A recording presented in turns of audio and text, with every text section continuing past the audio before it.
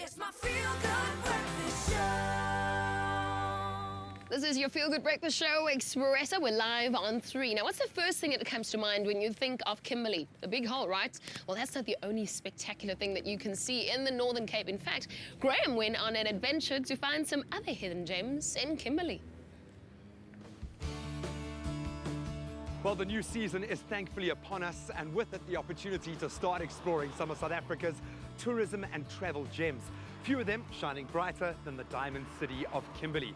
Of course, from the big hole and a multitude of heritage sites to some new developments, including a state-of-the-art skate park, it seems to be jam-packed with some tailor-made experiences that are designed to not only give us a sense of how far the country has come, but where we are going.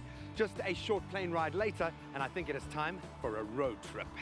The Big Hole Complex is Kimberley's biggest attraction. Currently, work is underway to have the pit recognised as a World Heritage Site, and visitors can enjoy a rich heritage tourism experience. I have to ask, why do you think Kimberley has become such a draw card? Why is it getting so much traffic? Well, I think the Big Hole is a main experience that you won't get anywhere else in South Africa.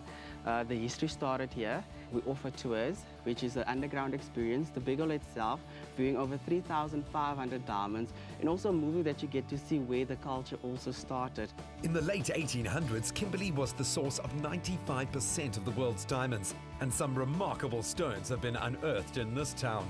Over and above the South African history, what I found so enriching is the journey through global events and the discovery of stones, diamonds that have literally shaped our world as we know it, like the Cullinan diamond, the biggest ever found, that now sits as part of the crown jewels.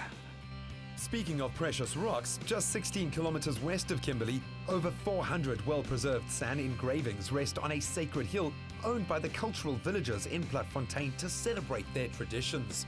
David, the site is majestic as it is, but when the engravings start to jump out at you, it becomes truly awe-inspiring.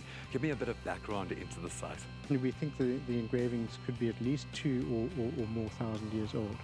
They date from the later Stone Age, but in fact the hill has an even deeper history. We have hand axes around the base of the hill that date back perhaps hundreds of thousands of years. And lastly, I have to ask, I'm seeing quite a diversity. What animals can I expect to see here? There's eland, preeminently. There are some magnificent elephant engravings, rhino, hartebeest, and ostrich.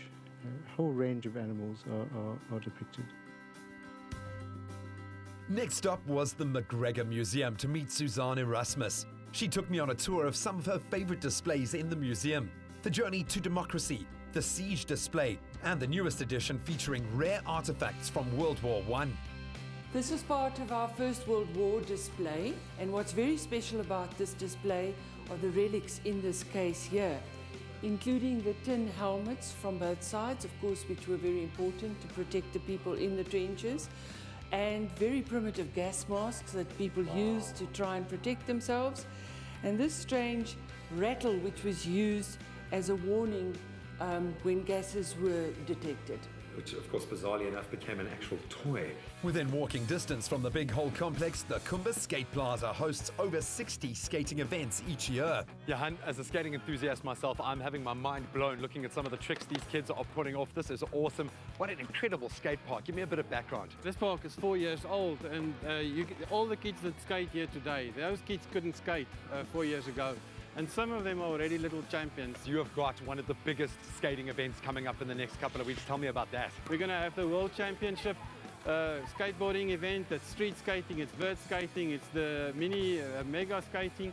So there's a lot of adrenaline. Good stuff is going to happen here, and it's stuff that will blow people's mind. With sports, arts and culture and a bit of history for everyone, the Northern Cape is a true gem of South Africa. What I like about tourism is engaging people. You know, knowing about their culture and also understanding how they experience that culture. And I mean, in the Northern Cape, we say whatever you experience here is real. It's real people. We want to interpret our environment the way we experience it, and we want the outside world to also experience that, that way. Through the various awards, and particularly the Lizela Tourism Awards, we recognize a lot of products that are getting it right. There's more and more products from Kimberley that are choosing to get graded because they understand the value of helping South Africa give and deliver the brand promise to the world so that more and more people come here. And the more people that come here, both domestically and internationally, then of course the industry grows. Man alive. Maybe as a teenager, some of the history might have been lost to me, so I'm going to pay homage to the kid I used to be and kick back with some incredible young skaters. I have to say, this experience of Kimberley has been enriching, it's been exciting, and it's been nothing short of inspiring. I am suggesting, no, in fact, I'm ordering you to take a short left and explore the Northern Cape. It is an incredible part of South Africa. What an experience.